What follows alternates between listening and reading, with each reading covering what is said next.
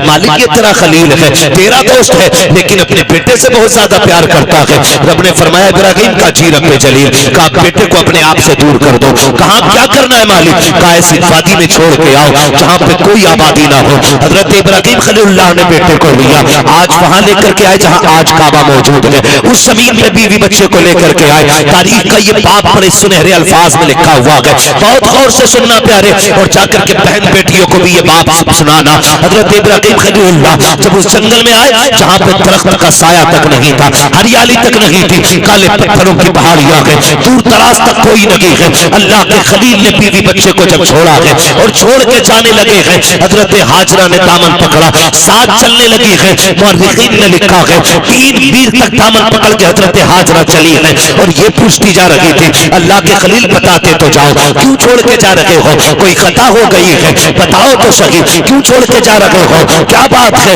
अपनी मर्जी से छोड़ के जा रहे हो या रब के कहने से छोड़ के जा रहे हो? बेटा लंबी उम्र पा जाए, अगर बेटा बीमार हो जाता है, बाप रोता फिरता है, मेरे बेटे की लंबी उम्र की दुआएं की जाए, मगर अफसोस की बात है अगर बाप बीमार होता है तो बेटा कहता फिरता है मौलाना दुआ कीजिएगा ताकि बाप की मिट्टी अल्लाह को प्यारी हो जाए। अब अच्छे नहीं लगते हैं, अब परेशानी ज्यादा है, अब देखा नहीं जाता है। ये किस्मत की खराबी है जब बाप की मौत मांग रहे हो। अल्लाह तौफीक दे तो बाप की जिंदगी मांगा करो, लंबी उम्र मांगा करो। तुम नहीं जानते हो, अगर तुम्हें यह लगता है इसकी खांसी से घर का माहौल बिगड़ रहा है, इसकी आवाज से घर का माहौल बिगड़ रहा है, तो गलत सोचते हो। खुदा की कसम अगर ये बीमार बिस्तर पे पड़ा है, इसके हाथ उठते हैं खुदा की रहमतें बरस जाया करती हैं, इसकी जबान चलती है खुदा की तरफ से बरकतें आ जाती हैं। इसके लिए मौत न मांगा करो, अगर मांग सकते हो इसके लिए जिंदगी की खैरात मांगा करो, जिंदगी की भीख मांगा करो। भूल गए हैं हम लोग, हमें शायद ये रिश्ते याद नहीं है। लोग तड़प जाते हैं, कहते कि मेरा बाप अच्छा हुआ चला गया, गया तो घर खाली हो गया। शर्म आनी चाहिए, ये रिश्ते रब को कितने प्यारे हैं। बकरीद आने वाली है, सारे लोग गोश्त के चक्कर में पड़े रहते हैं। कोई कहता 80,000 का जानवर लिया है, कोई कहता 60 का लिया है। मेरे जैसा जानवर बस्ती में किसी का नहीं है। मुझे बताओ तो सही, ये कुर्बानियां जमाने के लिए हो रही है, ये खुदा के लिए हो रही है? अगर रब के लिए है तो फिर ये मुकाबला कैसा है, ये दिखावा कैसा है? जानवर को ला करके दरवाजे पे बांध दिया जाता है ताकि दुनिया देख करके जाए जैसा सेठ का बकरा है ऐसा किसी का बकरा नहीं है, जैसे फला का जानवर है वैसा किसी का जानवर नहीं है। शर्म आनी चाहिए। हमारी कुर्बानी अल्लाह के लिए हो, हमारी तमाम जितनी भी नेकियां हैं अल्लाह और उसके रसूल की रजा के लिए होनी चाहिए। कुर्बानी क्या है? क्या सिर्फ गोश्त के लिए कुर्बानी की जाती है या सिर्फ गर्दनें काटी जाती है? गौर करो प्यारे, पूरी कुर्बानी ये किसी रिश्ते की याद दिलाती है। इतनी आसानी से सिर्फ कुर्बानी कह के नहीं गुजरा जा सकता है। आप देखो तो सही तारीख का ये बाप पलटो, लोग हज करने के लिए जाते हैं, सफा मरवा की सही ये माँ बाप की और औलाद के रिश्ते की याद दहानी है। आप देखें समसम आप पिएंगे तब भी तुम्हें माँ और बेटे का रिश्ता दिखाई देगा। आप जाएंगे जब शैतान को कंकर मारेंगे वहां भी तुम्हें बाप बेटे का रिश्ता दिखाई देगा। जब गर्दन पे छुरी चलाते हो जानवर की, गौर से देखना वहां भी बेटे का बाप का रिश्ता नजर आएगा। ये रिश्ता कितना अजीम है रब की बारगाह में। आप गौर तो करो प्यारे, आज हम ये समझ लेते हैं क्या किया दुनिया के बाप पालते हैं, हमारे बाप ने पाला तो कौन सा बड़ा काम कर दिया। हम नादान है, गलत कह रहे हैं इस बात को। उनसे पूछो जिनके पास बाप का साया नहीं है। जमीन कितनी तंग नजर आती है, खुशियां कितनी महदूद हो जाती है जब सर से बाप का साया चला जाता है। खुदा की कसम अगर बाप होता है तो पता नहीं चलता जवानी कब आ गई है, और अगर बाप चला जाता है तो फिर जवानी मुश्किल से मैसर हुआ करती है। जिस उम्र में बस्ते और किताबें होनी चाहिए उस उम्र में हाथों में औजार आ जाते हैं, मैकेनिक बना दिया जाता है, होटलों के बर्तन आ जाया करते हैं। माँ बाप का न होना जिंदगी को तबाह बर्बाद कर देता है। अल्लाह ने माँ बाप जैसी दौलत दी है, नौजवानों उनकी इज्जत करना, उनकी खिदमत करना। जब तक माँ बाप होते हैं ये समझ लेना खुदा की रहमतें नाजिल होती रहती है। मैं तारीख का ये बाप पलटना चाहता हूँ, आप तारीख उठा करके देखिए। अल्लाह के खलील हजरत इब्राहिम अलैहिस्सलातु व तस्लीम, हजरत इब्राहिम की आप जिंदगी पढ़िए। आपने पूरी जिंदगी रब की बारगाह में इम्तिहानात पेश किए, क्यों ना करते? क्योंकि खलील है, अल्लाह के दोस्त हैं, कुर्बानियां पेश कर रहे हैं, इम्तिहानात की मनाजिल से गुजरते जा रहे हैं। आज जानवर कुर्बान करने की बात आती है। अभी बात बताई थी जैसा कि कहा गया था, अभी मुफ्ती साहब ने बताया था कि जब कुर्बानी की बात आती है लोग बहाना कर देते हैं, कर्जा है नहीं कर सकते, पता नहीं है चटनी नहीं चल रही है, रोटी नहीं चल रही है। और अगर कोई बेचने लग जाए अभी 1 लाख का मोबाइल खरीद लेगा, 70,000 का मोबाइल खरीद लेगा, लेकिन कुर्बानी के लिए 3500 रुपए देते हुए कलेजे फट जाया करते हैं। तुम्हें सोचना चाहिए कुर्बानी अल्लाह की बारगाह में बहुत बड़ी इबादत है। फरमाया गया कुर्बानी के दिनों में कुर्बानी से बड़ी कोई इबादत नहीं है। अगर कुर्बानी की जगह पे आप एक सोने का ढेर भी अल्लाह की राह में खर्च कर दो तब भी अल्लाह उतना राजी नहीं होता है जितना तुम्हारी कुर्बानी से अल्लाह राजी हुआ करता है। इसमें बहाने ना बनाया करें, इसमें आप हीले तलाश करके ना निकला करें। तारीख का ये बात पलटिए, शुक्र अदा करें अल्लाह ने जानवर की कुर्बानी मांगी है। अगर बेटे की कुर्बानी मांग लेता तो अल्लाह ने अपने खलील से बेटे की कुर्बानी मांगी, हमसे मांग लेता तो बकरा देने तैयार नहीं है। बेटे के मामले में फिर क्या होता? वो करीम है, उसने इब्राहीम खलीलुल्लाह की सुन्नत को जिंदा करने के लिए हमसे जानवर की कुर्बानी मांगी। जानवर की कुर्बानी जिंदा मांगी, जानवर की कुर्बानी मांगी। और आप इस बात पे भी गौर करें, इस बात पे भी गौर करें, अगर आप मुसलमान हैं तो आपको आजमाया जाएगा। कहते हैं यार मुसलमान और हम पे मुसीबतें आ रही हैं। हाँ हाँ, आप मुसलमान हैं तो आप ही को आजमाया जाएगा। वो कहा था किसी ने शहादत गए उल्फत में कदम रखना है। लोग आसान समझते हैं मुसलमान होना। जब आपने कहा है ना ला इलाहा इल्लल्लाह तो फिर अब इम्तिहान से भी गुजरना पड़ेगा, आपको इम्तिहान देना पड़ेगा। और आप ही नहीं, सबने इम्तिहान दिए। मेरे नबी फरमाते सबसे ज्यादा मुझे आजमाया गया है, सबसे बड़े बड़े इम्तिहानात मेरे रहे, मेरे महबूब के सबसे बड़े इम्तिहानात रहे। लेकिन हुजूर ने इम्तिहानों में क्या किया? तारीख गवाह है, किसी ने पत्थर मारे, मेरे हुजूर ने बदले में पत्थर नहीं मारा। किसी ने सितम किए तो हुजूर ने बद्दुआ नहीं की। मक्के से निकाले गए लेकिन हुजूर ने कभी बद्दुआ के लिए हाथ नहीं उठाए। यहां तक कि ताइफ में पत्थर लगे, हुजूर के हाथ उठ गए। हाल क्या था? जूतियां खून से भरी है, बदन कपड़े खून से शराबोर है, चेहरे से खून बह रहा है। लेकिन हाथ उठे तो यही कहा था मालिक इन्हें अजाब न देना, इन्हें बख्श दे, मालिक इन्हीं की नस्ल से दीन के अलमबरदार पैदा फरमा दे। ये हमारे हौसले हैं, ये हमारे मामलात हैं। जरा से इम्तिहान आता जाए लोग को कलेजे फट जाते हैं। हम मुसलमान हैं, हम पे ये सितम हो रहा है, हम मुसलमान हैं, हम सताए जा रहे हैं। कहाँ है अल्लाह की मदद नहीं आती? कब आएगी अल्लाह की मदद? को भाई इम्तिहान की घड़ियां हैं, इनको जरा संभल के पार करना है। जो इम्तिहान में पार हो जाता है, इम्तिहान पास कर जाता है, समझ लेना दुनिया भी कामयाब है, आखिरत भी कामयाब है। कैसे कैसे आजमाया जाता है, यही अल्लाह के खलील है। आपको कैसे आजमाया गया? जंगल में रखा गया, अल्लाह के खलील ने सब्र किया। फिर क्या किया गया? लोगों ने बहुत सताया, परेशान किया, आपने बुत तोड़े, लोग दुश्मनी पे आमादा हो गए। यहाँ तक कि नारे अमरूद को तैयार किया गया।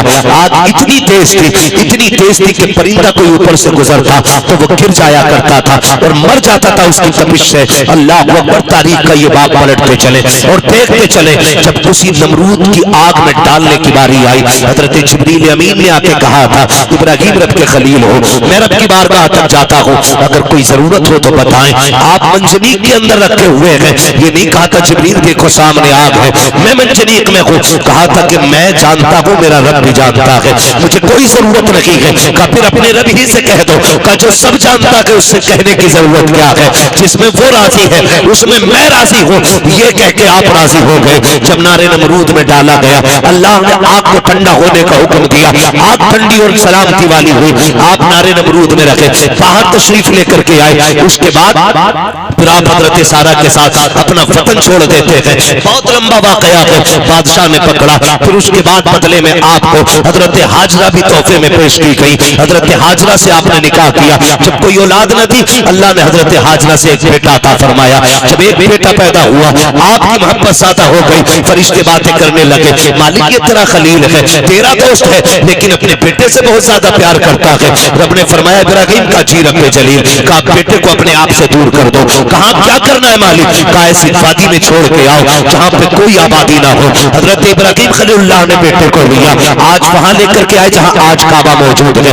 उस जमीन पे बीवी बच्चे को लेकर के आए। तारीख का ये बाप बड़े सुनहरे अल्फाज में लिखा हुआ है, बहुत गौर से सुनना प्यारे, और जाकर के बहन बेटियों को भी ये बाप सुनाना। हजरत इब्राहीम खलीलुल्लाह जब उस जंगल में आए जहां पे दरख्त का साया तक नहीं था, हरियाली तक नहीं थी, काले पत्थरों की पहाड़ियां हैं, दूर दराज तक कोई नहीं है। अल्लाह के खलील ने बीवी बच्चे को जब छोड़ा है और छोड़ के जाने लगे हैं, हजरत हाजरा ने दामन पकड़ा, साथ चलने लगी है। मुअर्रिखीन ने लिखा है 3 मील तक दामन पकड़ के हजरत हाजरा चली है और ये पूछती जा रही थी, अल्लाह के खलील बताते तो जाओ, क्यों छोड़ के जा रहे हो? कोई खता हो गई है, बताओ तो सही, क्यों छोड़ के जा रहे हो? क्या बात है? अपनी मर्जी से छोड़ के जा रहे हो या रब के कहने से छोड़ के जा रहे हो?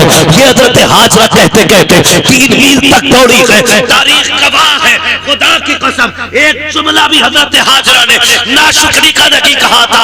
आज शौहर अगर बीवी के पसंद के कपड़े न लाता है तो फिर बीवियां बिगड़ जाया करती है। कहती तुम्हारे घर में सुकून नहीं मिला है, जब से तुम्हारे घर में आई हो मुझे मिला कि क्या है, इस तरह के ताने दिया करती है। ये मेरी बेटी मेरी बहन कान खोल के सुन लेना, तेरी जन्नत तेरे शौहर के कदमों में रखी गई है। तू लाख सजदे कर ले, लाख नवाफिल पढ़ ले, अगर तेरा शौहर तुझसे नाराज है तो खैरियत नहीं है। अगर तेरा शौहर 2 पैसे की चीज लेके आता है उससे चेहरा बिगाड़ के बात ना कर, उसका मुस्कुरा के इस्तेमाल करना। तू नहीं जानती है कि तेरे शौक तो इतने हैं कि शौहर की कमाई उतनी नहीं है। लंबी लंबी लिस्टें बना के दी जाती है, मुझे 7,000 का जोड़ा चाहिए, 8,000 का जोड़ा चाहिए। मेरी बहन तो कनी से फातिमा ज़हरा है, तेरे लिए जन्नत में महल्लात तैयार किए गए हैं, जन्नत में जन्नती लिबास तेरे लिए है। फकत इतना करना है, तुझे अपने शौहर की रजा में राजी रहना है। तू कौन है, तेरी औकात क्या है? ना तू वली की बेटी है, ना तू नबी की बेटी है, ना तू नबी की बीवी है, ना तू वली की बीवी है। तारीख का ये बाप पलट के तो देखो, हजरत हाजरा को अल्लाह का खलील छोड़ के जा रहा है, जंगल में छोड़ के जा रहे हैं। कोई दरख्त नहीं है, कोई साया नहीं है, जंगल ही जंगल है। 3 मील तक दौड़ी है, दामन पकड़ के दौड़ के कहा था, खलील ये तो बता के जाओ क्यों छोड़ के जा रहे हो? इतनी सी खजूरें, इतना सा पानी, ये किसके सहारे है? अल्लाह के खलील की आप तारीफ पढ़िएगा, आग में डाले गए हैं, अल्लाह के खलील नहीं रोए हैं, वतन छोड़ा है नहीं रोए हैं, नमरूद की फौज ने पीछा किया है नहीं रोए हैं। लेकिन जब बेटे को जंगल में छोड़ के जा रहे हैं, लोग कह दिया करते हैं मेरे बाप का रिश्ता ही क्या है, मेरा बाप मुझसे प्यार नहीं करता है। गैरत आनी चाहिए। खुदा की कसम, वो खलील जो नमरूद की आग से लग के नहीं रोया, वो खलील जो आग में डाला गया तब आंसू नहीं आए, दुश्मनों ने पीछा किया तब नहीं रोया। लेकिन आज जब बेटे को छोड़ के जा रहे हैं, आंख से आंसू टप टप गिरते जा रहे हैं। शरीक हयात ने कहा था, अल्लाह के खलील बताते तो जाओ, इस जंगल में क्यों छोड़ के जा रहे हो? अच्छा ये बताओ, अपनी मर्जी से छोड़ रहे हो या रब ने हुक्म दिया है? इतना सुनना था। अल्लाह के खलील ने कहा था, हाजरा प्यारी सौजा बता तो सही, अगर रब ने किसी को ऐसा बेटा दिया हो और वो भी कोई शुरू उम्र का ना हो, 70 साल की उम्र में मिला हो और यूं ही नहीं जिसको दुआओं में मांगा हो, सजदों में रो के मांगा हो, तब जाके इस्माइल सा बेटा मिला हो, क्या ऐसे बेटे को कोई जंगल में छोड़ जाएगा? अपनी मर्जी से छोड़ के जाएगा? कहा हाजरा ये अपनी मर्जी से छोड़ के नहीं जा रहा हो, बल्कि अपने रब के कहने से छोड़ के जा रहा हूं। हजरत हाजरा ने इतना सुना, तवक्कुल अल्लाह देखिए, अल्लाह पे भरोसा देखिए, इतना सुनना था। दामन छोड़ा, मुस्कुरा के कहती है, खलील पे ठहरो, ये पानी भी ले जाओ, खजूरें भी ले जाओ। कहा क्या करोगी? कहा जिस रब की मर्जी से छोड़ के जा रहे हो वही रब खाना भी दे देगा, पानी भी दे दे। इसे तवक्कुल अल्लाह कहते हैं। क्या बात है? नारे तकबीर, नारे रिसालत, मसलके आला हजरत खतीब अहले सुन्नत मुफ्ती हम्माद रजा मुरादाबादी, नारे तकबीर। ये रिश्ता होता है माँ बाप का, इसे समझने की कोशिश करें। जो खलील नारे नमरूद से न रोया, वो बेटे की जुदाई पर रो दिया, वो बेटे को छोड़ के वक्त रो दिया। सोच तो सही, कैसे कह देते हो मेरा बाप प्यार नहीं करता? खुदा की कसम खा के कहता हूं, मंडी चले जाओ, मार्केट चले जाओ, जितने मजदूर थैले हाथ में लेके खड़े होते हैं ना, उनसे पूछना इस उम्र में क्या जरूरत थी इतनी गर्मी में काम करने की? सिर्फ यही कहेगा, बच्चों का पेट है, बच्चों के लिए आया हूं। बच्चों की जरूरतें माँ बाप को मौत तक ले जाती है और औलाद कहती है क्या किया है मेरे बाप ने, क्या किया है मेरे बाप ने? खुदा की कसम, अगर तेरे हलक में हराम का लुकमा नहीं जाने दिया है तो सबसे बड़ा एहसान किया है तेरे बाप ने तेरे ऊपर, बहुत बड़ा एहसान किया। और मैं ज्यादातर नौजवान बेटे आपसे गुजारिश कर जाऊं, आप भी के रामपुर से एक दिन फोन आया, कहा गया कि मौलाना हमारे अब्बा को समझाइए। मैंने कहा बात क्या? उसने कहा रिश्ते नहीं हो रहे हमारे। मैंने कहा वजह? उसने कहा वजह यह है कि जो भी रिश्ता करने आता है वो ये पूछता है कि तुम्हारा बाप क्या करता है, या मेरे बाप से पूछता आप क्या करते। तो जब वो कहते हम रिक्शा चलाते, तो रिश्ते करने वाले लौट के चले जाते।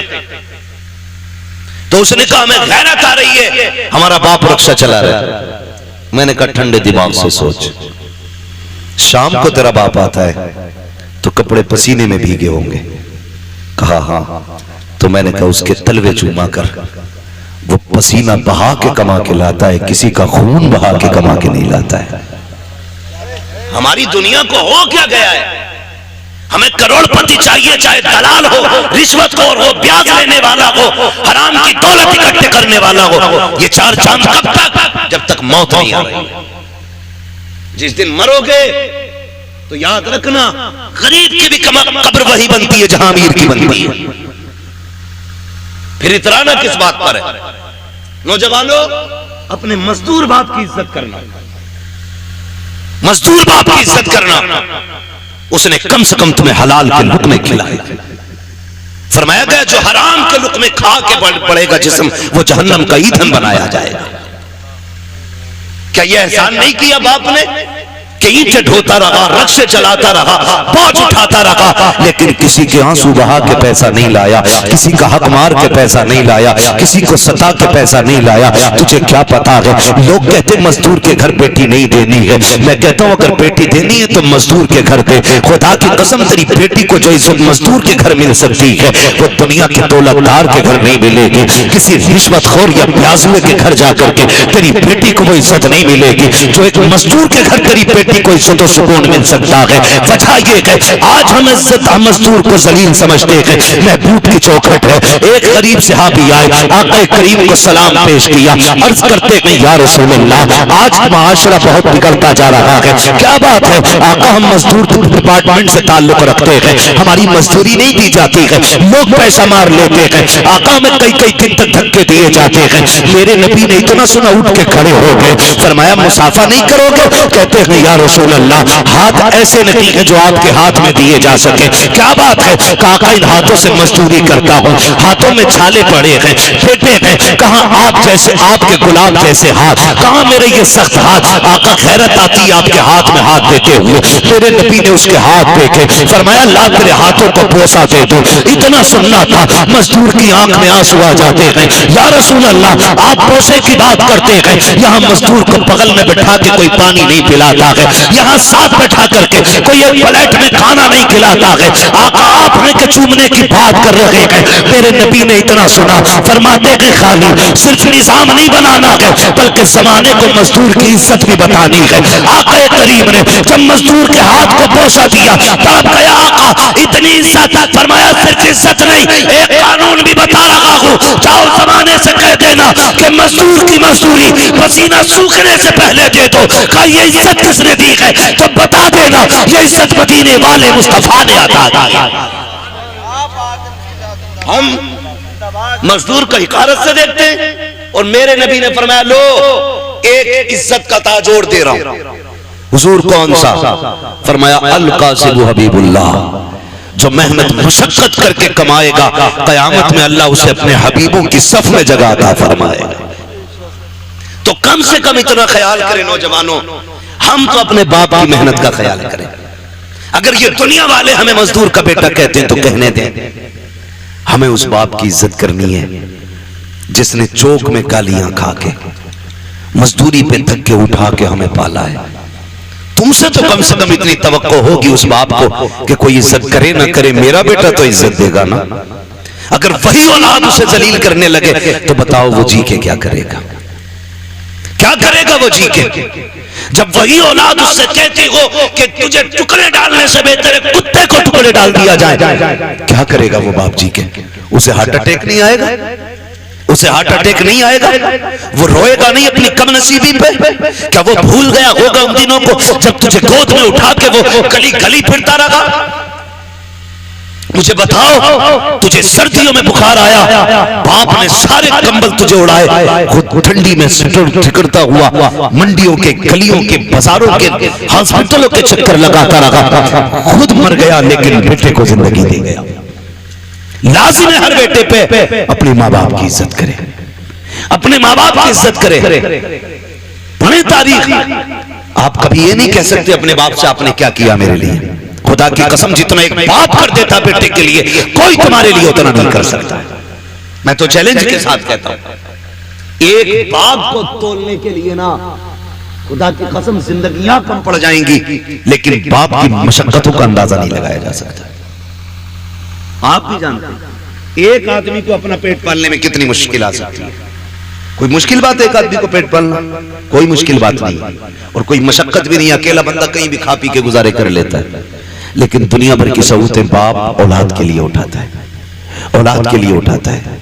बेटा पैदा हो मीठा तकसीम करता है, जवान हो जाए तो निकाह की तैयारियां करता है। हाँ, आप देखें ना मास्टर इरफान साहब, इन्होंने इतना खर्च किया। मैं कहता हूं कि अगर और इनका बेटा ना इनकी दवा के लिए सिर्फ इतना खर्च कर देना जितना आज इन्होंने किया अपने बच्चों के लिए, तो शायद बड़े सुखी रहेंगे। लेकिन हम भूल जाते हैं, हम अपने बाप की दौलत को अपनी समझते हैं, लेकिन अपनी दौलत को बाप की दौलत नहीं समझते। ये कड़वी सच्चाई है। जो बाप कमाता रहा है, तुम अपनी मर्जी से फर यारों में उड़ाते रहे, फर उड़ाते रहे। अब्बा आज मेरा बर्थडे है, अब्बा आज मैं पास हूं, यारों को पार्टी देनी है। वो कैसे कमा के लाता रहा उसने तुमसे नहीं बताया। जो तुम मांगते रहे वो देता रहा। उसने बुढ़ापे में इतना कहा था, बेटे खांसी पड़ गई है, एक सिरप चाहिए। तुमने मुंह बिगाड़ के कहा तुम्हारे खर्चे उठाऊं या औलाद के खर्चे उठाऊं? लोग कहते हैं बाप उस दिन मरा जिस दिन सांसें रुकी। मैं कहता हूं नहीं, ये तो उस दिन मर गया था जिस दिन बेटे ने हाथ रोक लिया था, उसी दिन बाप मर गया था। खुदारा बदलो अपने आप को, अपने बाप की इज्जत किया करो। और दुनिया में तुम्हारे बाप को कोई इज्जत नहीं देता, तुम इज्जत दे के बताओ कि तू किसी की नजर में जलील होगा, लेकिन मेरी नजर में तेरी इज्जत एक बादशाह से ज्यादा है।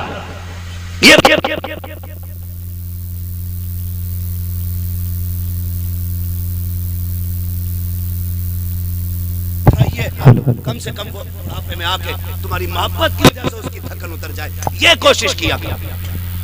अक्सर नौजवान मेरे सामने बैठे, अल्लाह करे हर नौजवान अपने बाप की इज्जत करने लग जाए, बाप की इज्जत करने लग जाए। हम तो ये सोचते हैं ना, ये सोचते हैं ना जो भी कमाया वो हमारा है, हमारे बाप का कुछ नहीं है। नहीं, ख्याल करो यार, ख्याल करो।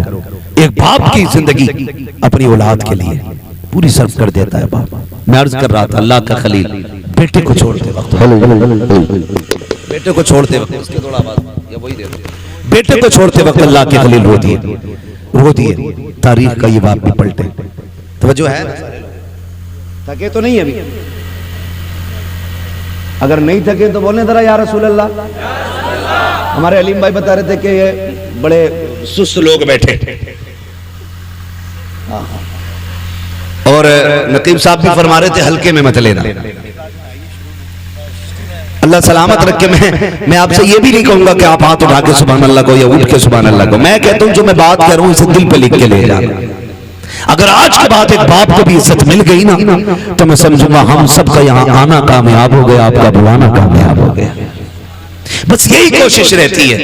मेरी तकरीर तबे यार को बेचैन करती है, सबक के आगे वही कहता हूं जो दिल पर गुजरती है। मुझे बहुत दूर से बुलाया है, मैं बजाय तो मुरादाबाद का हूं, और लेकिन पूछा मुफ्ती साहब कबला से, अपने भी घर आना पड़ता तो जहाज से ही आना पड़ता। हाँ, बिना फ्लाइट के अपना घर भी मैसर नहीं होता है। अल्लाह ने ये ड्यूटी लगा रखी है, जब तक वो चाहेगा ये नौकरी अंजाम देते रहेंगे।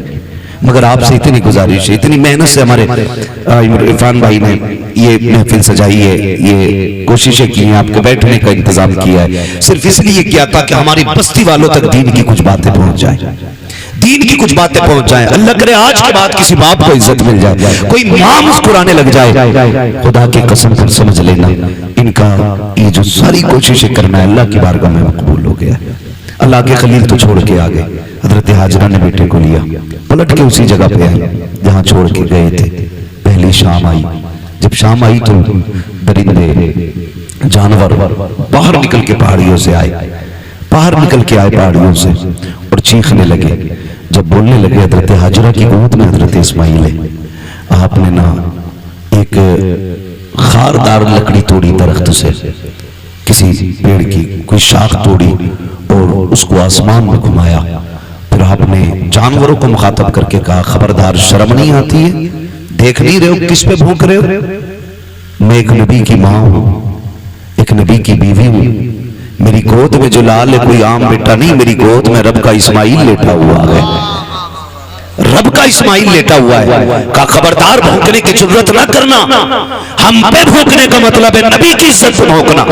इतना कहा सारे जानवर पलट के चले गए, सारे चले गए। फिर वो पानी, वो खजूरें, वो सत्तू, वो क्या सब कुछ जो भी दिया था, कब तक चलना था? सारे ही खत्म हो गए।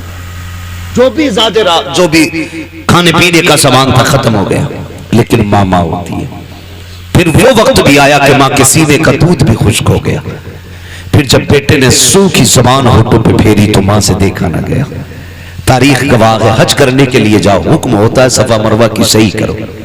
मालिक ये क्या कहा? यहाँ मेरी हाजरा दौड़ी थी। फिर क्या करना है? का जब तक दौड़ेगा नहीं तेरा हज पूरा नहीं होना है, तुझे दौड़ना जरूरी है। मालिक क्यों दौड़ाया गया? का जब जब यहाँ आके तुम दौड़ोगे ना तो तुम्हें माँ और बेटे की मोहब्बत का एहसास हो जाएगा। एक माँ ने बेटे की मोहब्बत में कितने चक्कर लगाए हैं? 7 चक्कर लगाए। माँ तो माँ होती है। बेटे को लिटाया जमीन पे, आपने एक पत्थर इधर से रखा, एक इधर से रखा, एक पत्थर ऊपर से रखा, 3 पत्थरों से बेटे का थोड़ा सा धूप का साया किया।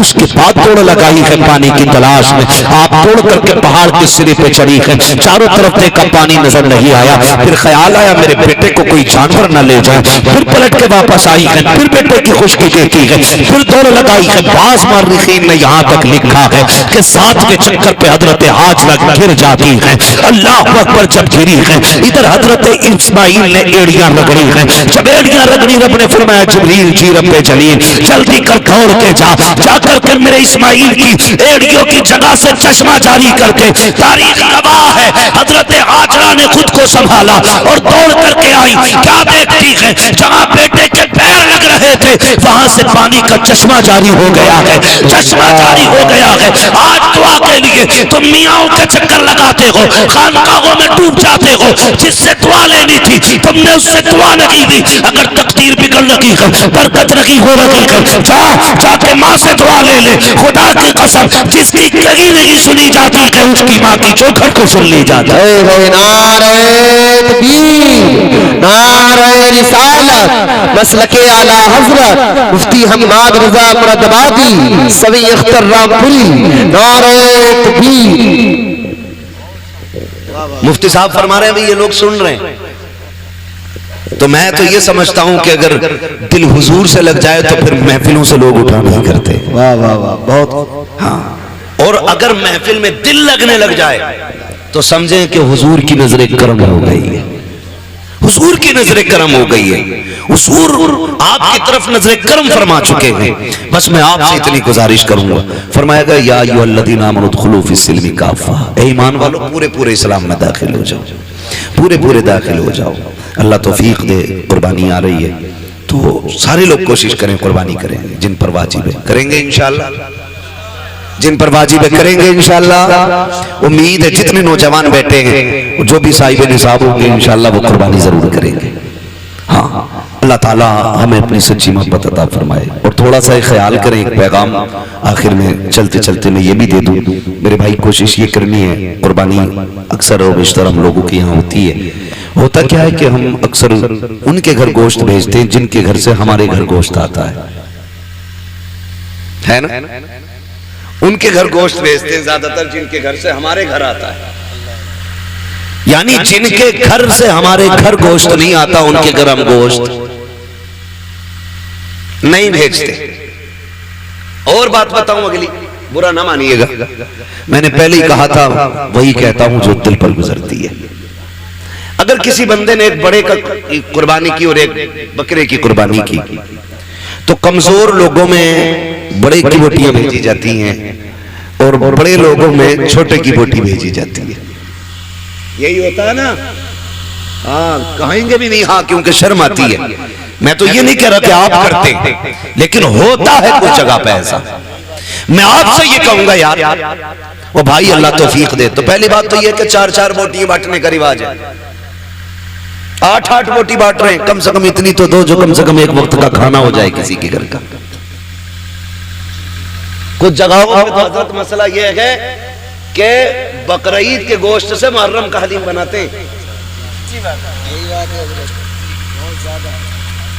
ये कंडीशन हमारी कौम की है। कुर्बानी के बाद ऐसा फ्रिज में पैक करते हैं कि मुहर्रम की 9 तारीख को ही निकलता। बड़े सनीचर लोग हैं भाई। डॉक्टरों से पूछो तो गोश्त जितना बासी होता जाएगा ना, उतनी बीमारियां उसमें बढ़ती चली जाती हैं, और दही जितना बासी होता जाएगा उतना मुफीद होता जाता है। कई बार तो खा खा के लोग बीमार हो जाते हैं। मैं तो कहता हूं कुर्बानी की बरकत है, वरना लोग मर जाएंगे इसे खा के। कितना वक्फा रह जाता है कुर्बानी से मुहर्रम तक का? 1 महीना ना, 30 दिन कुछ थोड़ा थोड़ा निकाल के खाते रहते। अल्लाह पे भरोसा रखो यार, जो आज दे रहा है वही आपको कल भी देगा। बोलो देगा क्या नहीं? अच्छा, आपने देखा होगा कि ये जो परिंदे उड़ते हैं रोज सुबह सुबह, शाम को जब आते हैं कुछ बचा के लाते हैं या खाली खा के आ जाते हैं? क्या करके आते? बोल सकते हैं तो बोले सर, अल्लाह ने ज़बान दी है तो। खा के आ जाते हैं ना, रख के तो नहीं लाते। अगले दिन फिर उड़ते हैं, फिर खा के आते हैं। और ताज्जुब की बात यह है कि भूखे जाते हैं और पेट भर के वापस आते हैं। इनका कोई खेत है, बिजनेस, मंडी? अच्छा, इतनी तपिश, इतनी गर्मी है अभी कि हर जगह पानी भी मैसर नहीं है। आदमी को 24 घंटे पानी ना मिले पागल हो जाए। जंगलों में पानी नहीं, लेकिन परिंदे फिर भी जिंदा हैं। फिर वो जिंदा कैसे? पानी कौन देता है? अल्लाह देता है ना। वो रोज खा के उड़ के आ जाते, छोड़ के नहीं आते, क्योंकि उनका भरोसा ये है कि हमें रब देने वाला है। क्या बात है भाई, बहुत अच्छा है। रब देने वाला है। जानवरों का भरोसा अल्लाह पर है, इंसान 1 महीने के लिए रख के पड़ा। ये तो कुर्बानी का है, लोगों ने जन्नत का उठा के रखना शुरू कर दिया था, वो अल्लाह ने वो बंद कर दिया था। आपको अल्लाह ने अगर दिया है तो फ्रिज में ना भर।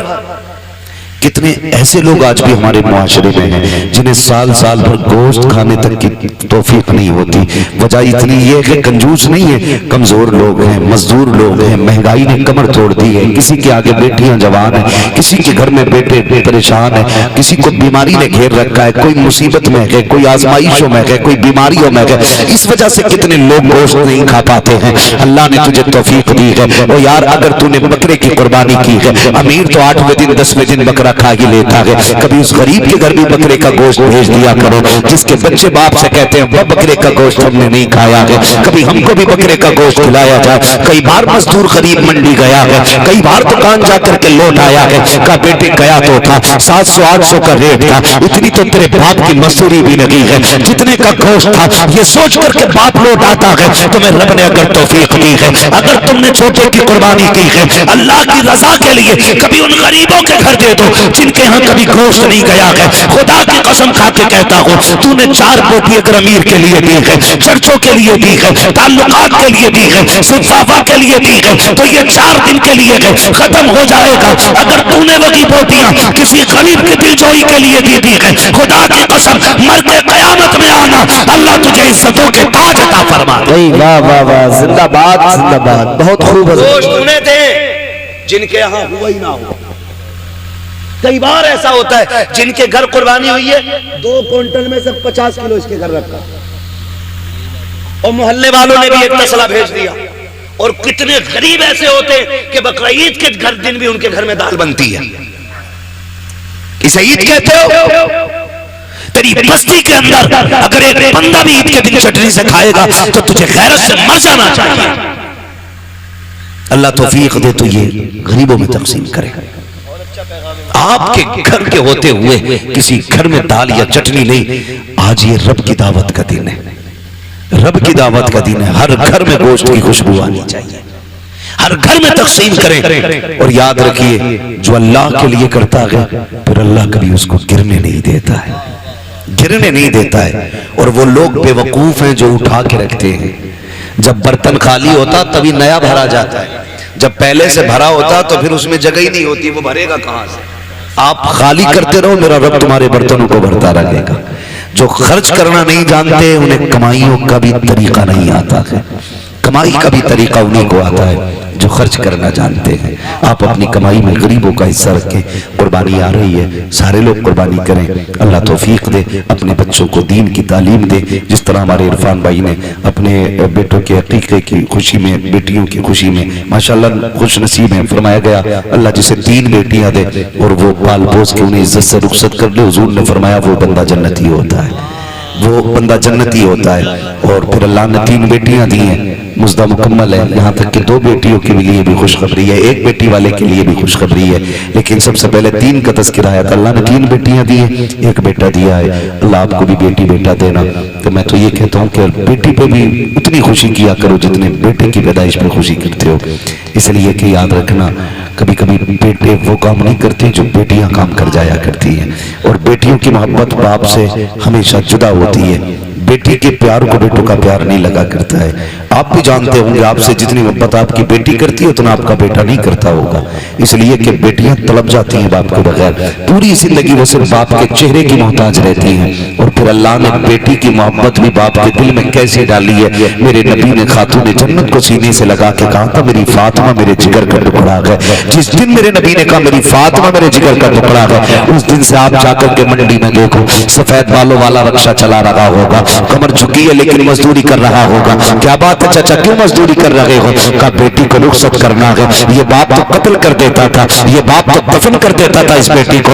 आज इस बाप के दिल में बेटी का प्यार कितना आ गया है। खुदा की कसम बुढ़ापे में मजदूरी कर रहा है ताकि बेटी को इज्जत से रुखसत कर सके। और जब घर आता है ना तो सारी थकन बेटी का चेहरा देख के उतर जाया करती है। ये प्यार अल्लाह ने बेटियों का दिल में जिंदा रखा है, ये कायम किया है। जब बेटी शुरू में पैदा होती है तो बाप को बोझ लगती है। जैसे जैसे दिन बढ़ते जाते हैं वैसी वैसी बेटी की मोहब्बत के दिल में चिराग रोशन होते चले जाते हैं। फिर यही बेटी जब रुखसत होती है तो बाप किसी की मैयत में इतना नहीं रोता जितना बेटी की रुखसती पर रोया करता है।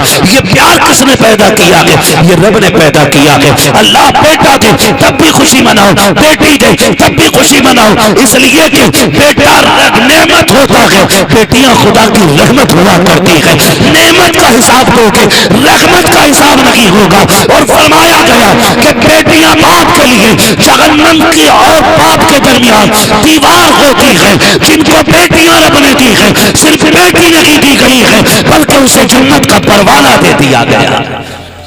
अल्लाह हमें बेटियों की इज्जत करने की तौफीक अता फरमाए, बेटियों से प्यार करने की तौफीक अता फरमाए। हम अपने बेटे बेटियों की खुशी में इसी तरह की महफिलें बात करते रहे। बस जो हुए गलत उनको माफ फरमाए रब्बे कायनात। जिंदगी ने दिया साथ, फिर होगी मुलाकात, चमन रहा फूल खिलेंगे, जिंदगी रही फिर मिलेंगे। मुसाफिर भी मुसाफिर हो तुम भी, किसी मोड़ पर फिर मुलाकात होगी। फकीरान आए सदा कर चले, सदा खुश रहो ये दुआ कर चले। सारे लोग कलमा शरीफ पढ़ लीजिए, ला इलाहा इल्लल्लाह मुहम्मद रसूलुल्लाह। मेरी सारी बातें याद रखेंगे, माँ बाप की इज्जत करेंगे इंशाल्लाह।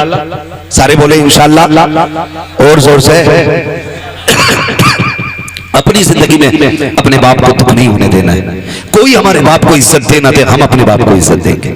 दुनिया कितना भी नीचा समझे लेकिन अपने बाप को यह एहसास दिलाएंगे कि हम अपने बाप को एक बादशाह से ज्यादा इज्जत देते हैं। हमारी जिंदगी में हमारे बाप का वो वकार है जो बादशाह का वकार रियाया की नजर में होता है। ये हमें एहसास दिलाना है और अपने बाप की खिदमत करनी है। अगर उनकी जिंदगी आपको मिल गई है तो आप खुश नसीब होंगे अगर उनकी खिदमत करके जन्नती हो जाए। आपकी कमाई अगर बाप पे लग रही है तो आप नसीब वाले हैं। किसी की कमाई कुत्तों पे लगती है, किसी की कमाई मुकदमों में लगती है, किसी की कमाई झगड़ों में लगती है, किसी की कमाई बीमारियों में लग जाती है। नसीब वाले हैं जिनकी कमाई माँ बाप के काम आ जाया करती है। अपनी कमाई का हिस्सा अपने माँ बाप पर खर्च कीजिएगा। दूसरी बात मैंने कही थी, कुर्बानी आ रही है, जिन पर कुर्बानी वाजिब है वो सारे लोग कुर्बानियां करें। तीसरी बात एक और ये भी कही मैंने कि खुदा रहा अपने दुश्मनों को माफ करने का हौसला पैदा करे। अगर आजमाइशें हो अल्लाह की तरफ से, कोशिश ये करें कि हम इस आजमाइश में मुकम्मल उतरेंगे। मुसीबत आए सब्र करना है, अल्लाह इज्जतें दे शुक्र करना है। शुक्र करने के तरीके ये होते हैं, अल्लाह ने दौलत दी है तो अल्लाह का जिक्र किया जाए, अल्लाह को राजी किया। ये नहीं कि प्रधान के बेटे पे दौलत आ गई तो वो डीजे न बजा रहा है, लड़कियां नचा रहा है ला करके। ये कोई कमाल नहीं है। मौत आनी है, मौत आनी है, सबको मरना है। पैसा तो अगर बात की जाए तो सभी पे होता है, लेकिन सबकी दौलत दौलत उस्मानी नहीं होती है। दौलत उस्मानी वो होती है जो अल्लाह और उसके रसूल के नाम पे खर्च की जाती है। अल्लाह और उसके रसूल के नाम पे जो दौलत खर्च की जाती है, तो कोशिश ये करें हम अपनी कमाई को हराम जगह नहीं हलाल जगह खर्च करेंगे ना इंशाअल्लाह। ऐसे सारे नौजवान वादा करते हैं इंशाअल्लाह माँ बाप की इज्जत करेंगे, रिश्तों का ख्याल करेंगे। याद रखिएगा, मैंने कहा जैसे इरफान भाई ने आज अपने बच्चों की खुशी मनाई है ना, हमारे बाप ने भी हमारी विलादत की खुशी मनाई होगी। इतनी खुश हुए होंगे वो, बल्कि इनसे भी ज्यादा खुश हुए होंगे। हर कोई यही अपने बारे में तसव्वुर करे तो कोशिश ये करें हमें अपने माँ बाप को दुख नहीं देना है। कुर्बानी में जब गोश्त की बारी आए तो तकसीम करना है, दो दो बोटियां नहीं, कम से कम इतना देना है कि किसी के एक घर की किसी दिन की हंडिया हो जाए। कभी कभी इतना तो किसी के लड्डू किसी के घर की मुसीबत बन जाते है ना। किसी मोहल्ले में बेटा पैदा हुआ किसी के, तो 2 लड्डू भेज दिए, तो घर में बच्चे 4, लड्डू 2। या तो इस हिसाब से लड्डू दिया करो जितने मेंबर हैं उतने दे दो। तो कभी कभार लठियां चल गई घर में, आग लगे ऐसे लड्डुओं को भाई जो किसी के घर का चैन उड़ा दे। अगर दिया भी करो तो इतना दिया करो कि किसी के घर में झगड़ा ना। समझ रहे मैं जो कुछ कहना चाह रहा हूं? 4 बोटी नहीं देनी है, कम से कम इतना दो कि एक वक्त तो गरीब के घर की हंडिया हो जाए। इतना कम से कम दिया करो। अल्लाह ताला